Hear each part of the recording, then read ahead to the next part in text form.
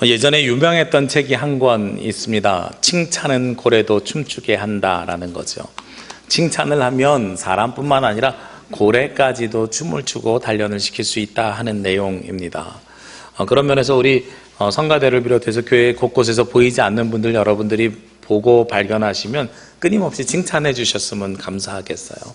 하나님의 칭찬도 중요하지만 우리 성가대 찬양에서는 사람의 칭찬이 없어도 우리는 주님을 바라보겠습니다 하지만 사실 사람의 칭찬 없으면 서운한 건 또 다른 우리의 마음이거든요. 그래서 우리가 가능하면 보이는 대로 칭찬하고 서로 격려하시면 참 좋겠습니다. 칭찬은 고래도 춤추게 한다라는 이 책에 보면 고래도 보니까 칭찬해주면 잘하더라라는 내용을 가지고 있습니다. 제가 이 책을 보면서 그런 생각이 들었어요. 개인적으로는 칭찬만이 사람을 춤추게 하는 건 아니고요. 저는 개인적으로는 보상이 있기 때문에 고래가 춤을 추었다라고 생각을 합니다. 그리고 칭찬은 그 보상 중에 하나인 거죠. 요즘 세상 사람들은 그 보상을 모두 다 무엇으로 판단하냐면 돈, 물질 이런 가치로 판단을 합니다. 그런데 우리가 모든 일에 기뻐하는 모든 일에 돈 때문에 기뻐하지는 않습니다. 그냥 상대방이 있는 것만으로 기뻐하는 사람들이 있지요. 서로 사랑하는 사람들은요. 그리고 내가 누군가에게 나눠주고 봉사하고 수고함에 뿌듯함이 생겨나기도 합니다. 이것은 상대방이 나에게 돈을 주지 않는데도 나에게 기쁨이 생겨나는 거죠. 그러니까 우리에게 주는 보상이 있는데 그 보상이 유형의 보상이 있고 무형의 보상이 있는 거예요. 그리고 그 무형의 보상 중에 하나가 바로 칭찬입니다. 이 칭찬은 고래도 춤추게 한다라는 책에 보면 고래 반응이라는 걸 이야기합니다. 고래 반응이라는 것을 이야기하면서 세 가지로 요약을 하는데요. 첫 번째로 범고래가 쇼를 멋지게 했을 때, 고래를 단열시킬 때 쇼를 멋지게 했을 때는 칭찬을 하는데 어떻게 하냐면 즉각적으로 해야 됩니다 라고 이야기하는 거예요. 아까도 제가 좀 전에 말씀드린 것처럼 수고하고 노력하신 분들이 있으면 보이면 그 자리에서 바로 칭찬해 주시기를 부탁드리지요. 왜냐하면 잘한 일들을요 나중에 칭찬하게 되면 그 일이 반감이 됩니다. 생각해 보시자고요. 집에 아들이 시험을 100점을 맞아가지고 왔어요. 그러면 집에 문을 열고 들어올 때부터 막 굉장히 자신만만합니다.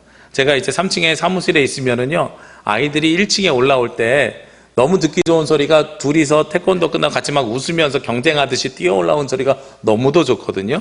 그런데 그 소리에 힘입어서 발자국 소리가 유난히 큰 때가 있어요. 그럴 때는 뭐냐면 문 열고 아빠 하면서 자랑하려고 들어옵니다. 저 시험 100점 맞았어요. 저 부반장 됐어요. 이런 거 뭐 하나 들고 오면 아주 힘있게 자신있게 들어와요. 그런데 그렇게 막 들어왔을 때 그래 아빠 지금 바쁘니까 조금 있다가 하고서 잊어버렸다. 한 3일 뒤에 아들 와봐. 너 100점 맞았다며 3일 전에? 이러면 기뻐하지요. 그런데 그게 진짜 칭찬이 됩니까? 아니지요. 문 열고 아빠 저 100점 맞았어요 했을 때 모든 걸 다 내려놓고 정말 잘했어. 수고했어. 노력해서 오늘 저녁에 뭐 먹을까? 외식할까? 이렇게 이야기하면 너무나도 기뻐하는 거죠. 그러니까 칭찬은 어떤 때 효과가 있냐면 즉각적인 반응이 있을 때 효과가 있더라 하는 겁니다. 그리고 나서 두 번째요. 이 고래 반응의 두 번째 이야기는 실수했을 때는 질책 대신에 다른 방향으로 유도해야 됩니다 라고 이야기를 해요. 시험을 잘 못 봤어요. 그러면 너 왜 못 봤어? 라고 혼내는 것보다 어떻게 하면 우리가 공부를 더 잘할 수 있겠니?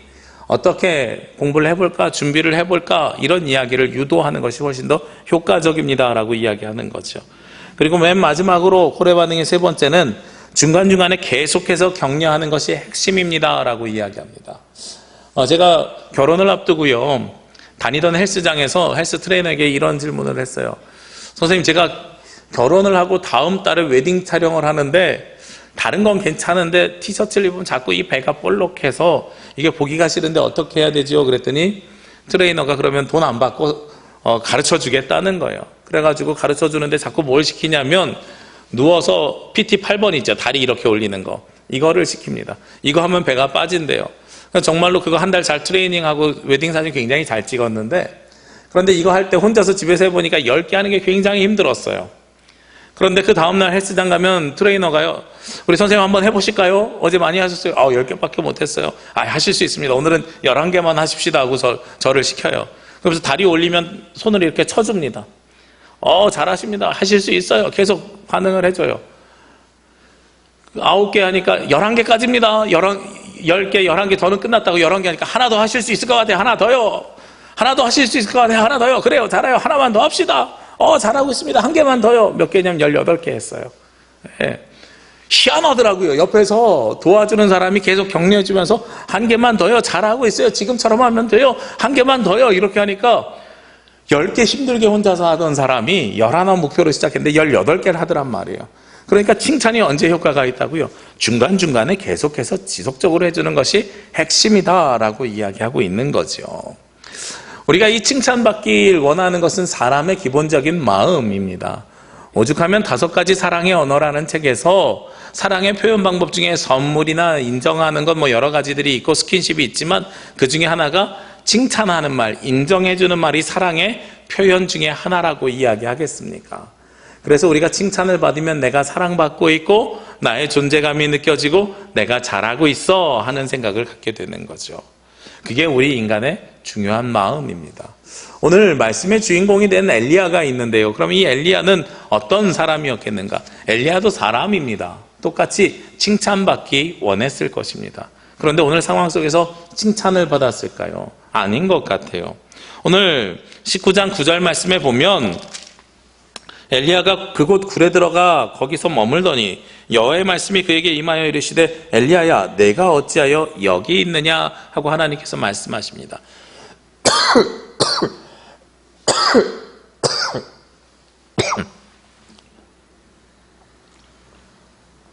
우리가 지난주에 나눴던 말씀처럼요, 엘리야가 850대 1의 기도 싸움을 해서 이겼습니다. 이기고 나니까 아합 왕이 누구에게 이야기를 해요? 자기의 왕비 이세벨에게 가가지고 이야기합니다. 바알 선지자 450, 아세라 선지자 400이 엘리야에게 지고 죽임을 당했어요. 그러니까 엘리야가 그 이세벨이, 아합의 왕비 이세벨이 어떻게 이야기를 해요? 내가 반드시 복수할 것이다. 그래서 엘리야가 도망갔지요. 도망가서 로뎀나무 아래에서 있다가 재충전을 받고 호렙산으로 들어오는 것이 바로 지난주의 말씀이었습니다. 호렙산으로 와서 오늘 그 굴에 들어와서 말씀이 시작이 되는 겁니다. 그러면 엘리야는 어떤 마음으로 왔겠어요? 내가 하나님의 말씀대로 명령대로 살다가 그리시네가로 가고 사르밧 과부네 집으로 가고 도망자의 삶을 살았습니다. 그리고 드디어 하나님으로부터 쓰임을 받았어요. 쓰임을 받아서 하나님의 이름으로 승리하였습니다.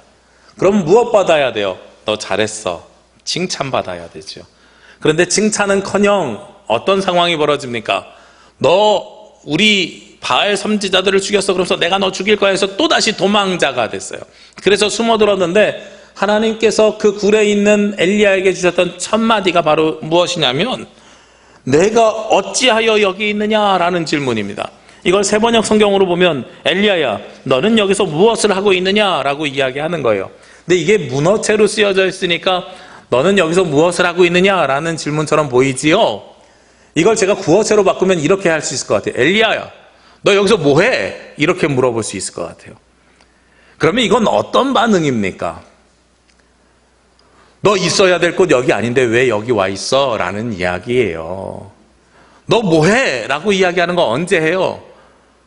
제가 집에서 보니까 보통 엄마들이 아이들이 공부 안 하고 TV 보거나 숨어서 핸드폰 할 때 문 딱 열고 들어가서 너 뭐해? 이렇게 이야기하잖아요. 그 말 속에는 뭐가 있냐면 네가 있어야 될 자리는 여기가 아니야 라고 이야기하는 거죠. 엘리야는 하나님의 첫 번째 음성이 칭찬이었으면 좋겠는데 하나님의 첫 번째 음성이 칭찬이 아니라 너 여기서 뭐해? 라는 이야기입니다. 이것은 반대로 이야기하면 너 저 이스라엘로 가서 저 고난의 길에서 다시 한번 살아봐 라고 요청하는 것과 똑같은 거죠. 엘리야 마음이 어떻겠어요? 억울하지요. 억울하니까 하나님 앞에 항변합니다. 10절 말씀에요. 그가 대답하되 내가 만군의 하나님 여호와께 열심히 유별하오니 전제를 합니다. 내가 다른 사람들보다 더 유별나게 열심으로 주님을 섬겼습니다. 나만큼 열심히 산 사람이 어디 있습니까? 하고 주님 앞에 항변합니다. 그러면서 이는 이스라엘 자손이 주의 언약을 버리고 주의 제단을 헐며 칼로 주의 선지자들을 죽여 싸우며 이스라엘이 이렇게 죄된 사람들이었습니다 라고 선언하지요. 그리고 나서 오직 누구만 남아요? 나만 남았습니다. 다른 사람들은 다 죽고 나만 남았습니다. 그런데요 그들이 내 생명까지도 어떻게 하려고 해요? 빼앗으려고 나를 하나이다 라고 하나님 앞에 항변합니다. 하나님 앞에 그렇게 이야기하는 것과 똑같아요. 하나님, 나 하나님의 일 너무나도 열심히 했어요. 열심히 하는 사람이고 하나님께서 하라는 대로 다 했고요. 다른 사람들은 다 그렇게 살다가 죽었는데 나 한 사람 살았거든요. 근데 나까지 다시 죽이려고 하십니까? 하고 물어보는 것과 똑같은 거예요. 얼마나 엘리야의 입장이 속상하겠습니까? 이 상황을 우리 가정으로 돌려보자고요. 제가 부목사 생활을 할 때요, 사택이 교회 밖에 아파트에 있었어요. 그런데 그 교회에 한 권사님이 계셨는데 그 권사님이 새벽 예배를 5시 반에 시작한 새벽 예배를 몇 시에 항상 오셨냐면 3시 50분에 오셨습니다.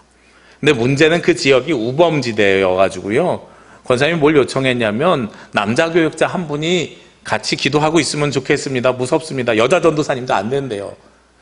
그러니까 어떻게 했겠어요? 남자 부목사인 제가 3시 30분에 나가서 문을 열고 3시 30분부터 5시 30분에 새벽 예배 시작할 때까지 기도하고 새벽 예배 인도하고 6시 30분까지 또 기도하고 집에 왔어요. 그런데 6시 반에 집에 오면 바로 쉴 수 있느냐? 아니죠. 옷 갈아입고 씻고 아침밥 먹고 또 출근해야죠. 그런데 평일날에는 그래도 5시 반, 6시에 퇴근하니까 좀 살만한데 수요일이나 금요 기도회가 있는 날은 아주 그냥 힘들어요. 왜냐하면 생각해 보십시오. 3시 반에 집에서 나갔다가 밤에 기도회 끝나고 나면 11시 반 이렇게 끝나거든요. 거기에다 심지어 청년들 차량 운행해주고 권사님들 차량 운행해주면 12시 반 이렇게 집에 들어갑니다. 거의 녹초가 돼서 집에 들어오는 거예요. 20시간 가까이를 일을 하고 들어오니까요. 그게 녹초가 돼서 딱 집에 들어오는데, 근데 그 시절에 저희 아내는 어떻겠습니까? 둘째 아이는 갓난쟁이고 큰 아이는 4살, 5살이니까요. 아이들이 있을 때는 하나도 못하다가 아이들이 잠들면 집안일을 시작합니다. 그리고 혼자서 무거운 거 못 옮기니까 그건 다 밀어두죠. 언제 밀어둡니까? 남편이 오면 20시간을 일하고 졸려가지고 부푼 꿈을 꾸고 저는 집에 들어가죠. 들어가자마자 씻고 빨리 자고 내일은 새벽 예배가 없으니까 좀 늦잠도 자고 뭐 이런 여러 가지 생각을 하면서 들어간단 말이에요. 근데 문을 딱 열고 들어가자마자 씻고 앉으려고 하는데 여보 이것 좀 옮겨주고 옮겼어요. 여보 그 다음에 저것도 좀 해주고 했어요. 그 다음에 여보 쓰레기도 좀 버리고 또 나가래요. 속이 어떻겠어요? 화가 나죠. 집에 들어와서 쉬고 싶은데 들어오니까 일이 더 많아요. 그러면 속에서 어떻게 돼요? 와락하고 떠오르죠. 내가 몇 시에 나갔는지 알아? 당신 잘 때 나갔잖아. 이렇게 나올 수밖에 없는 거예요. 이게 여성들로 비유하면 그런 일이 벌어질 것 같습니다. 저녁 내내 요리를 했어요. 요리를 해가지고 식구들 밥을 먹여줬습니다. 밥을 다 먹은 다음에 어떻게 해요? 그 상을 들고 나가서 설거지 하지요. 설거지 다 하고 음식물 쓰레기까지 버리고 왔어요. 요리할 때부터 음식물 쓰레기 버릴 때까지 한 서너 시간을 열심히 일했습니다. 그리고 딱 집에 들어오는데요, 소파에 앉아서 야구 중계를 보며 리모컨만 넘기던 남편이 여보 물 좀 떠와 이러면 속에서 어떻게 돼요? 화가 버럭 나지요. 아니 당신은 손이 없어 발이 없어 이렇게 이야기할 수밖에 없지요. 오늘 엘리야의 상황이 사실은 그런 상황인 거예요. 모든 것이 다 지치고 힘든 겁니다. 오죽하면 로뎀나무 아래서 주여 나를 죽여주옵소서 그랬는데 주님께서 충전시켜 주셔서 어디까지 보내주셨어요? 호렙산까지 보내주신 거거든요. 그런데 완전히 회복돼서 온 것이 아니라 호렙산까지 올 만큼만 회복돼서 온 거예요. 그러니까 여기서 그래서 어디로 숨어버렸습니까? 동굴 속에 숨어버렸습니다. 동굴에 숨었는데 나 이제 당분간 하나님의 일 좀 쉬고 그리고 나를 쫓아오는 사람들의 세상으로부터 좀 쉬고 나 혼자만의 시간을 좀 갖고 싶어서 도망쳐 왔는데 그곳에서 하나님의 음성이 들리면서 너 왜 여기 있니? 세상으로 나가라고 이야기하는 거죠. 와락하고 올라오지 않겠어요? 올라올 수밖에 없는 상황입니다.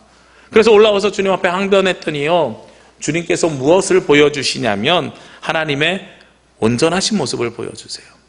그 모습을 어떻게 보여주시냐면요, 오늘 11절 말씀에 보니까 여호와께서 이르시되 너는 나가서 여호와 앞에서 산에 서라. 나가서 산에 서래요. 그리고 여호와께서 지나가시는데 여호와 앞에 크고 강한 바람이 산을 가르고 바위를 부수나 바람 가운데 어떻게 해요? 여호와께서 계시지 아니하고. 바람이 바위를 부술 만큼 세대요. 이거 뭐하고 비슷할까요? 아마 지난 주말에 일본을 훑고 갔던 태풍이랑 비슷했을 것 같아요. 이게 감사해야 되는 일인지 아닌지 잘 모르겠는데 어쨌든 올해 발생한 제일 큰 태풍이 일본을 지나갔어요. 우리나라를 안 거치고 간 게 참 우리 입장에서 굉장히 감사한 일인데 그 태풍이 지나가면 우리가 알잖아요. 나무도 부러지고요, 신호등도 휘어버리고요, 간판도 날아가고요. 제일 많이 부서져서 사람을 다치게 하는 게 뭔지 아십니까? 교회 십자가 첨탑입니다. 저는 그 십자가를 그렇게 높이 세우지 않았으면 좋겠어요. 예수님은 낮아지려고 하셨던 분인데 왜 그 십자가를 자꾸 높이려고 하는지 모르겠어요.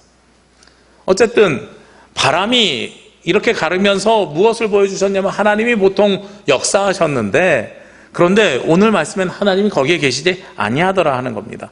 바람뿐입니까? 그 뒤에요, 바람 후에 지진이 있었습니다. 그런데 지진이 있으나 지진 가운데 여호와께서 계시지 아니하고, 지진을 보여주셨는데도 그 지진 가운데 하나님께서 계시지 아니하셨습니다. 그 다음에 지진 후에는요, 12절에 보니까 무엇이 있었습니까?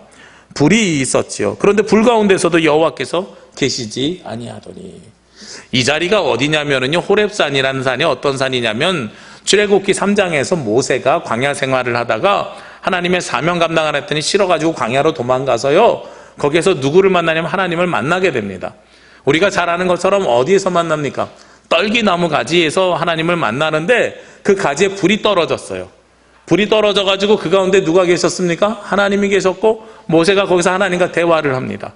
그리고 하나님과 그게 이름 좀 가르쳐 주세요 그랬더니 하나님이 뭐라고 대답하세요? 나는 스스로 있는 자니라. 이렇게 말씀하신 것이 바로 그 자리거든요. 그러니까 불 가운데 하나님이 계셨단 말이에요. 이 앞에 있는 바람이나 지진이나 불, 이스라엘의 선조들을 통해서요, 모세나 여호수아나 아브라함이나 이삭, 야곱을 통해서 하나님께서 계심을 보여주는 방법이 바람과 지진과 불이었습니다. 그런데 그 모든 곳에 하나님이 계시지 아니했어요. 그리고 나서 하나님은 어떻게 역사하셨습니까? 12절에 맨 뒤에 보니까요, 불 후에 뭐가 있습니까? 세미한 소리가 있는지라. 세미한 소리, 들릴 듯 말 듯한 소리가 있는지라. 우리는 하나님의 음성을 가지고 무엇을 하길 원하냐면 확신을 얻기를 원합니다. 그래서 하나님 그 증거를 보여주옵소서 하고 많이 주님 앞에 간구합니다. 그래서 그 증거로 보여주는 것이 대부분 바람이었고 지진이었고 불이었습니다. 그런데 눈에 보이는 바람과 불과 지진이 아니라 하나님께서는 무엇을 통해서 역사하셨다고요? 소리로 통해서 역사하셨는데, 그 소리 중에서도 큰 확신이 있는 음성이 아니라 들릴 듯 말 듯하는 세미한 음성을 통해서 말씀하시더라 하는 겁니다. 우리가 하나님의 음성을 들어야 되거든요. 기독교는 원래 눈의 종교가 아니라 소리의 종교입니다. 그래서 저희 신학교 교수님 중에 한 분이 책을 썼는데 책 이름을 뭐라고 썼냐면 귀로 보는 비유의 세계, 이렇게 썼어요. 예수님도 무엇으로 우리에게 선포하셨냐면 말씀으로 선포하셨습니다. 물론 기적을 보여주셨지요. 그러나 기적을 통해서 하나님 나라를 증거한 것이 아니고요, 기적을 통해서는 사람에게 그것을 증명하고 보여주시긴 했지만 하나님 나라에 대한 복음의 본질은 무엇을 통해서 말씀하셨어요? 지금 말씀하셨다는 이 말씀의 선포, 성경을 말씀하시고 선포하심을 통해서 하나님 나라가 이 땅에 증거되었습니다. 그렇기 때문에 기독교는 귀로 보는 거예요, 하나님의 나라를. 그래서 우리는 그 음성에 예민하고 그 음성에 귀를 기울여야 되는 것이 바로 우리들의 모습이어야 됩니다. 그런데 그 음성이 우리 가운데 확실하게 들리면 얼마나 좋겠어요. 천둥 가운데 큰 소리 가운데에 하나님의 음성이 들려 이르되 하면서 성진아 아무개야 이렇게 부르면 우리 얼마나 확신 있고 좋겠습니까? 그런데 오늘 그 음성이 어떻게 들려요? 세미한 음성, 들릴 듯 말 듯 하는 음성이 들립니다. 그러면 사람들 마음속에서 어떤 마음이 생겨나게 됩니까? 이 말이 맞아? 나를 부르는 거 맞아? 라고 물어보는 거죠.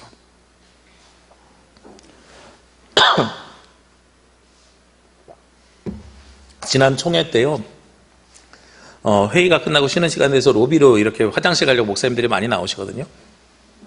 저도 화장실로 이렇게 나와서 화장실을 향해서 가고 있는데 뒤에서 누가 익숙한 목소리가 친한 선배 목사님이 이 목사님 하고 부르는 거예요. 그래서 제가 네 하고 뒤를 돌아봤더니 그 로비에 있는 한 100여 명의 사람들 중에 한 20명이 네 하고서 뒤를 돌아봐요. 예, 이 목사님이 그렇게 많은 거죠. 근데 제가 그때 딱 들으면서 들었던 생각 중에 하나가 뭐냐면, 이 목사님 되게 작은 소리인데 그 소리가 들린 모든 사람들은 다 뒤를 돌아본 거잖아요. 근데 제 앞에 계시는 이 목사님이 계신데 이분은 안 들리셨나 봐요. 안 돌아봐요. 그리고 거기에서 저는 돌아본 이유가 저랑 친한 선배 목사님의 음성이었기 때문에 돌아봤거든요. 그런데 아마 생판 모르는 사람이 이 목사님하고 불렀으면 나 아닐 거야 하고 제가 그냥 갔을 수도 있었을 거예요. 그런 거죠. 우리가 누군가가 나를 부르고 나에게 이야기하고 음성이 들린다고 하는 것은 아는 음성이 확실하게 나를 부른다는 확신이 있을 때 우리가 거기에 반응을 하게 됩니다. 그런데 오늘 성경에 보면 이 세미한 음성이라는 것은 우리에게 확신을 주는 음성도 아니고요, 하나님의 음성도 아닐 수도 있다는 거예요. 엘리야가 수없이 많이 하나님의 음성을 들었지만 여태까지는 하나님께서 임하시되라고 이야기했어요. 이 앞에 있는 9절 말씀도 보시자고요. 그곳에 들어가 그 굴에 머물더니 여호와의 말씀이 그에게 임하여 이르시되라고 이야기합니다. 앞에서 엘리야에게 하셨던 모든 말씀은 하나님이 여호와의 영이 그에게 임하여 이르시되, 하나님께서 임하여 이르셨기 때문에 확신이 있는 음성으로 계속해서 말씀하셨을 거란 말이에요. 그런데 오늘은 그 앞에 표현과 다르게 유일하게 뭐라고 사용돼요? 세미한 음성으로 이야기하시지요. 그러니까 평상시하고는 다른 목소리로 자신감 없이 주님께서 역사하시는 겁니다. 자신감 없는 게 아니라 작게 역사하시는데 받아들이는 사람이 확신할 수 없는 음성으로 하나님께서 말씀하시는 겁니다. 근데 그 음성이 무엇입니까? 그렇게 해서 말씀하신 것이요, 새로운 말씀하셨습니까? 아니에요. 자세히 보면은요, 13절 말씀에 엘리야가 듣고 겉옷으로 얼굴을 가리고 나가 굴 어귀에 섬에 소리가 그에게 임하여 이르시되, 그리고 나서 그 뒤에부터 나오는 말, 엘리야야 내가 어찌하여 여기 있느냐? 어디에 있는 말씀입니까? 9절에 있는 말씀이랑 똑같아요. 그리고 엘리야가 대답합니다. 그가 대답하되, 이 그가부터 시작해가지고요, 14절에 맨 끝에 뺏으려 하나이다까지 어디에 있는 말씀입니까? 10절 말씀과 똑같습니다. 엘리야가 똑같이 대답해요. 왜 성경에서 굳이 똑같은 질문과 똑같은 대답을 주고받았고 이것을 굳이 왜 기록했을까요? 이 둘 사이의 차이는 한 가지밖에 없습니다. 세미한 음성밖에 차이가 없습니다. 하나님의 음성에 엘리야가 반응하는데요, 두 번째 엘리야야 내가 어찌하여 여기 있느냐라는 질문이 저는 다른 뉘앙스가 있는 줄 알고 원어를 찾아봤더니 원어까지도 똑같아요. 아까 말씀드렸던 것이 무엇입니까? 너 왜 여기 있어? 여기는 네가 있을 자리가 아니야 라고 이야기하는 거죠. 그러면 여기에 우리가 어떻게 반응해야 돼요? 억울하고 화가 나게 반응해야 되거든요. 주님, 내가 이렇게 힘들고 오직 나만 남았고 내가 얼마나 힘들었는지 아시잖아요. 이렇게 반응해야 되거든요. 그런데 엘리야가 똑같이 반응하는데 그 어조는 저는 분명히 달랐을 것 같아요. 왜냐하면 주님의 질문의 어조가 달랐거든요. 너 여기서 뭐해? 이렇게 질문한 게 아니라 너 여기서 뭐하고 있니? 라고 물어보시는 거예요. 이 두 가지는 똑같은 말씀인데 굉장히 다르죠. 그러면 저 진짜 힘들었단 말이에요 라는 게 아니라 제가 힘들었는데요, 어떤 것든 주십시오, 제가 들을 준비가 되어 있습니다, 이렇게 표현하는 거예요.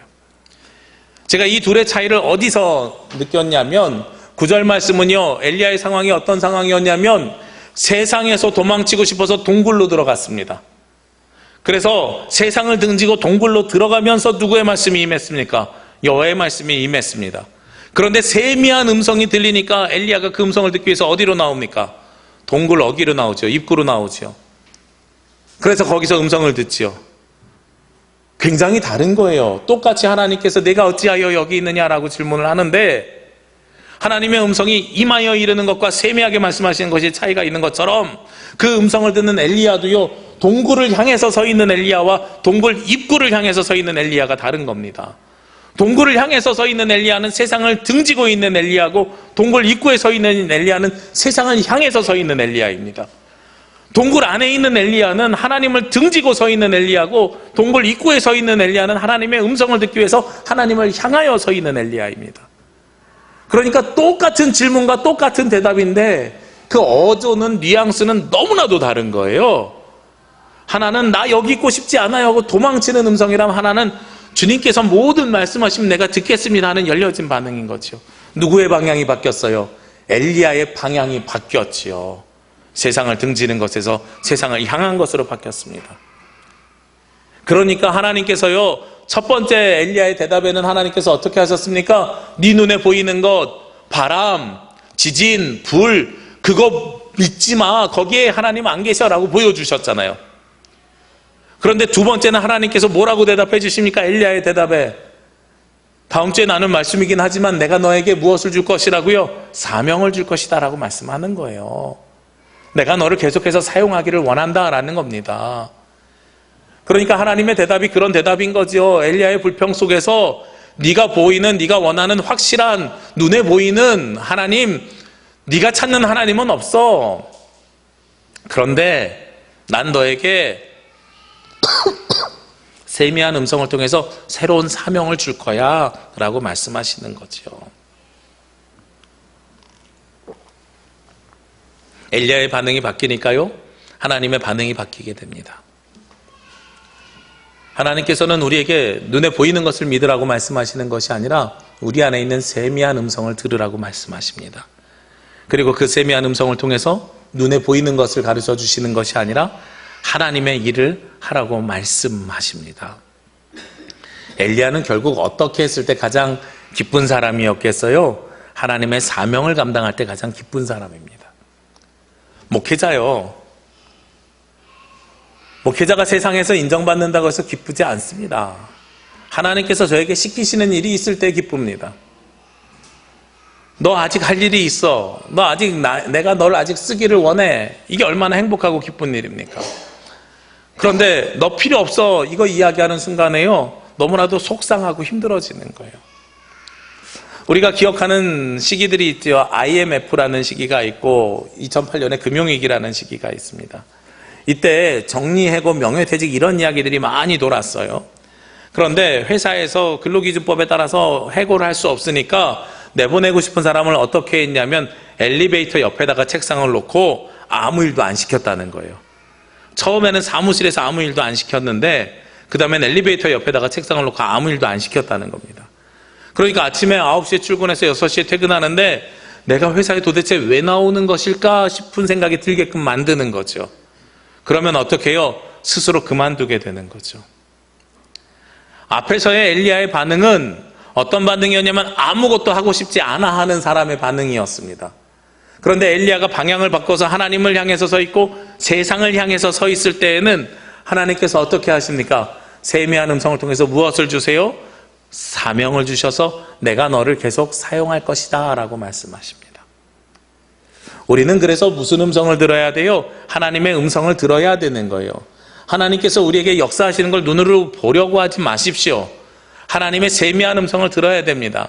그런데 이 세미한 음성은 어떻게 들리느냐? 내 안에 살아계신 예수 그리스도가 계실 때 그 음성이 들리는 거예요. 세미한 음성은 밖에서 들리는 소리가 아니라 내 속에서 나오는 음성입니다. 그런데 내 마음이 아니라 하나님께서 내 속에서 나에게 하시는 말씀입니다. 로마서 8장에 보면은요, 성령께서 그 역할을 해주시는 거예요. 우리가 알지 못하는 것까지 우리의 마음을 감찰하시는 이가 대신해서 알아주신대요. 하나님 앞에 간구하여 주신대요. 그래서 끊임없이 우리에게 관찰하시고 우리에게 자각하게 말씀을 해주신대요. 그러니까 그 음성이 밖에서 들리는 확신의 음성이 아닐지라도 그 세미한 음성에 귀를 기울이고 그 음성을 듣기 위해서 내 마음의, 내 삶의 방향을 바꾸게 되면 하나님께서 그 뒤에 그 음성의 말씀의 내용을 주시는 거예요. 엘리야처럼 동굴을 향하는 것이 아니라 세상을 향하고 하나님을 등지는 것이 아니라 하나님을 향하고 주의 말씀을 듣기 위해서 그 앞으로 나아가게 되면 주님께서 끊임없이 세미한 음성으로 시작해서 우리 가운데 말씀을 허락하여 주십니다. 그것이 바로 우리에게 주시는 하나님의 사명의 말씀이 되고 내가 너를 통해서 역사할 거야 하고 말씀하십니다. 우리가 하나님의 음성이요, 밖에서 들려오는 음성만이 하나님의 음성이 아닙니다. 하나님은 이 세미한 음성을 여러 가지 모양과 형태를 통해서 보여주십니다. 엘리야를 통해서 사명자들을 세우시거든요. 그래서 다른 제자를 엘리사를 불러요. 다음 주에 말씀해 보면. 근데 그 엘리사는 하나님의 음성을 직접 들었겠습니까? 아니지요. 누구를 통해서 듣는 거예요? 오늘 말씀해 보면 엘리야를 통해서 듣는 거지요. 하나님께서 사울을 왕으로 세우시고 다윗을 왕으로 세우십니다. 그때 누구를 사용하십니까? 사무엘이란 사람을 사용하십니다. 그러니까요, 하나님께서는 사람을 통해서도 역사하시고요, 하나님께서는 직접 우리 가운데 음성을 들려주시기도 하고요, 하나님께서는 또 다른 모양과 환경과 조건을 통해서 우리에게 끊임없이 말씀하시기를 원합니다. 그런데 이 세미한 음성은 언제 들을 수 있습니까? 우리가 그 음성을 듣기를 원할 때 듣는 거예요. 작은 소리가 언제 들립니까? 조용한 고요 속에서 들립니다. 시끄러운 세상 속에서 들을 수가 없는 것이 이 세미한 음성입니다. 하나님의 음성을 듣기로 작정하고 주님 앞에 나아갔을 때 들리는 음성이 세미한 음성입니다. 그래서 우리가 하나님과 함께하는 시간을 가져야 되는 거예요. 제가 여러분에게 작년엔가요, 큐티에 대해서 말씀을 전한 적이 있습니다. 새벽 예배 꼭 안 나오셔도 된다고 말씀드리면서 다만 우리가 무슨 시간을 가져야 된다고 말씀드렸어요? 하루에 한 번 정해진 시간에 정해진 장소에서 하나님을 홀로 만나는 시간을 가지면 좋겠습니다 라고 말씀을 드렸죠. 정해진 시간에 정해진 장소에서 내가 무슨 음성을 듣기 위해서 노력하는 거예요? 오늘 말씀에 이 세미한 소리를 듣기 위해서 노력하는 것, 이것이 굉장히 우리 가운데 중요하다는 겁니다. 그래야 우리가 어떻게 살아가고 무엇을 향해서 살아가야 될지를 알 수 있게 되는 거예요. 오늘 성가대 찬양했잖아요. 세상이 사람들이 나를 비웃어도, 사람들의 칭찬이 없어도 우리는 주님만 있으면 기쁠 수 있습니다라고 고백하는 거잖아요. 그 주님만 있으면 기뻐할 수 있습니다라는 고백을 어떻게 해야 할 수 있어요? 주님께서 내게 말씀하셔야 되고, 주님께서 내 삶을 인도하셔야 되고, 주님께서 나의 인생을 주관하셔야 되거든요. 그러려면 그 모든 것의 시작이 무엇입니까? 주님의 음성이 그 모든 것의 시작입니다. 믿음은 무엇으로부터 시작돼요? 로마서 10장 말씀해 보니까 복음은 들음으로부터 시작됩니다. 말씀을 듣고 마음으로 믿어서 의로운 의인에 이르게 되는 것이 바로 우리의 신앙생활의 모습입니다. 오늘 엘리야를 통해서요, 우리에게 주시는 말씀이 있습니다. 아무리 힘들고 지쳐 있을 때라도, 세상이 나를 미워할 때라도, 내가 세상에서 쫓겨서 동굴 속으로 숨어들었을 때라도 나의 방향을 하나님으로 향하고 세상을 향해서 나아가게 된다면 주님의 세미한 음성이 들려주시고, 그 음성을 통해서 우리의 삶을 주관하여 주시고, 하나님께서 우리를 앞으로도 계속 사용하여 주신다고 말씀하십니다. 그 음성을 기억하며 그 세미한 음성에 귀를 기울이시는 저와 여러분이 되시길 원합니다.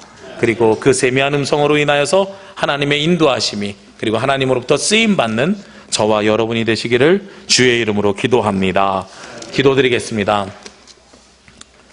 거룩하시고 은혜로우신 아버지 하나님, 주님께서 주신 그 은혜가 생명이 우리 가운데 차고 넘치기를 원합니다.